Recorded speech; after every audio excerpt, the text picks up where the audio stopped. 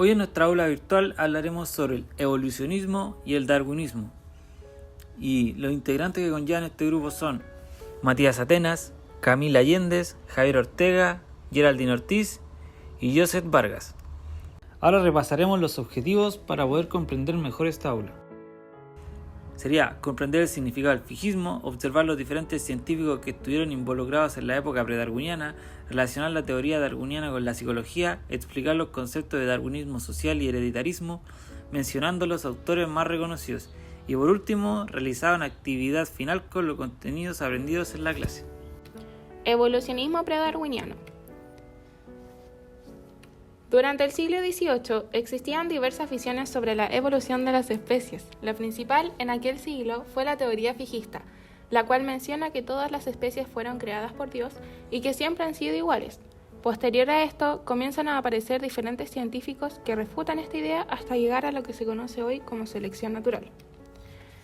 En 1751 nos encontramos a Carl Linneo, quien fue uno de los principales naturalistas.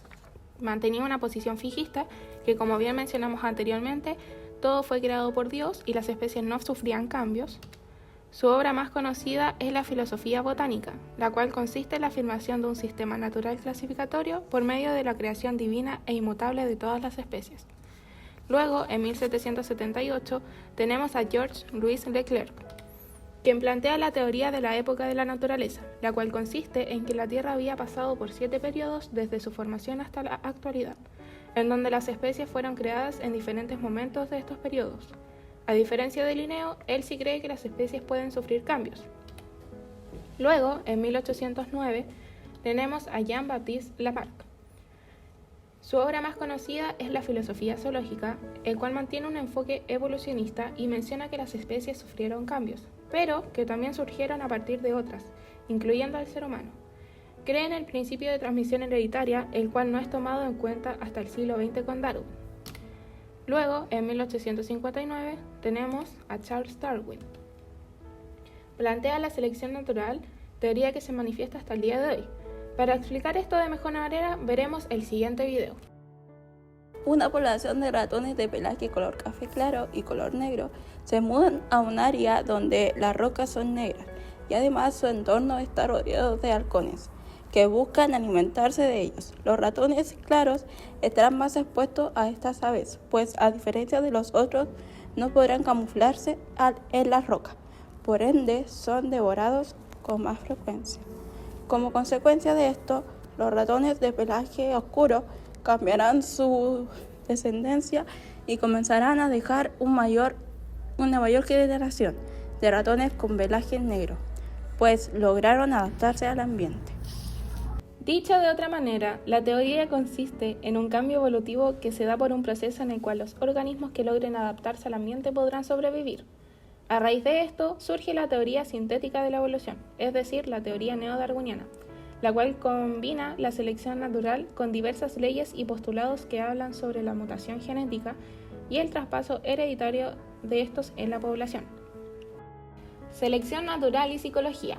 Si bien la obra de Darwin no incluye la psicología como tal, hay ciertos elementos que pueden asociarse y que también Darwin busca diferenciarlos.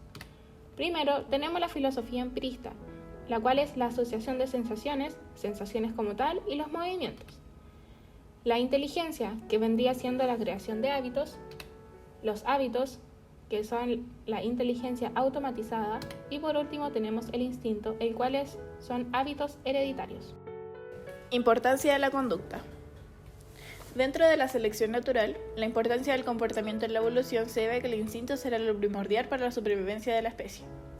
Un ejemplo de esto es el instinto reproductivo para la conservación de la especie. Esto quiere decir que los animales que sean capaces de aprender soluciones innovadoras serán los sobrevivientes, ya sea de ellos mismos o sus descendientes. Darwinismo social.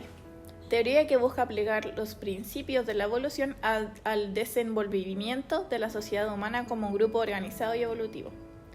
Hereditarismo. Se entiende como hereditarismo a las capacidades básicas psicológicas humanas que son de carácter innato y difíciles de modificar. Dentro de los principales científicos de darwinismo social nos encontramos a Herbert Spencer, un filósofo inglés que incorpora ideas darwinianas a su postulado. la competencia entre individuos como motor del progreso social y rechazaba la injerencia estatal en la sociedad. Es decir, cada individuo es independiente, y estos van a competir entre ellos para subsistir. Según Spencer, quienes cumplan esto tendrán un éxito evolutivo biológico, cultural y moral.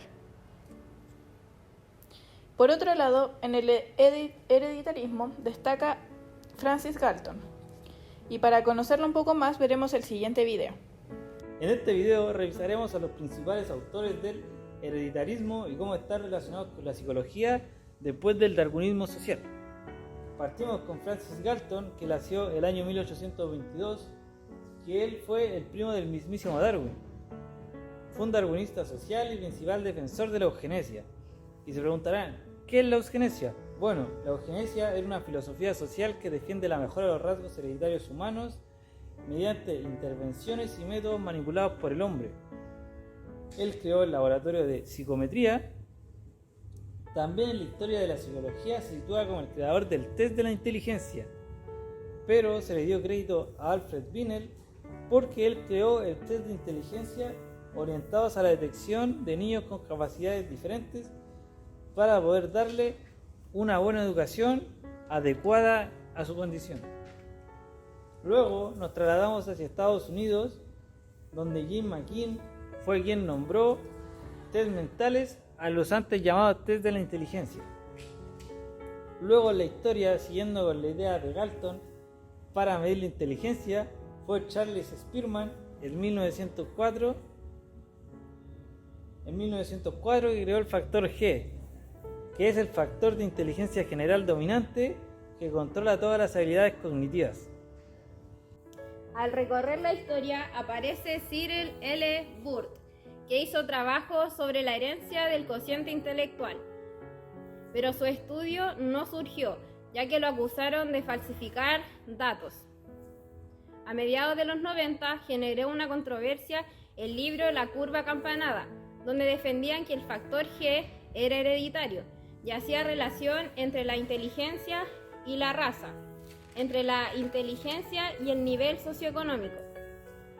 Decía que los individuos más inteligentes tienden a subir en la escala social, independiente de su procedencia social. Finalmente, se ha argumentado que las teorías hereditarias parten de una base errónea, asumen de una relación entre la biología y el comportamiento. Y en la actualidad se sabe que lo que dice tu mapa mental no te define, no es necesariamente lo que va a definir tu conducta, siendo que la conducta se hace por distintos factores, no solo la raza y el nivel socioeconómico afecta. Como retroalimentación hicimos este crucigrama para comprobar si prestaron atención a nuestra clase. Tienen que rellenar el crucigrama con el contenido expuesto en esta. Ahora haremos una breve reflexión sobre el texto. Darwin se cuestionó el origen de la vida dando como respuesta sus teorías, la teoría del origen de las especies y de la vida. Gracias a las distintas teorías y posturas de distintos autores, tenemos la respuesta del origen de la actualidad, nuestras creencias. Darwin creía en la adaptación, en la lucha por perpetuar una especie, y creía que estas leyes regían nuestra sociedad. En la actualidad no es diferente. El individuo se ve de cierta forma, sabe que es parte de la naturaleza, entiende que somos los únicos seres con la capacidad de pensar, cuestionar y reflexionar. Al darse cuenta de esto, el individuo se adapta a esta naturaleza y la modifica para beneficio propio. Al conocerse a uno mismo, podemos establecer relaciones con los demás individuos y en conjunto todos nosotros formamos la sociedad, adaptándonos a nuestro entorno como lo hemos hecho desde el comienzo de la humanidad. A continuación, estamos mostrando la bibliografía que se ocupó para realizar nuestra aula invertida.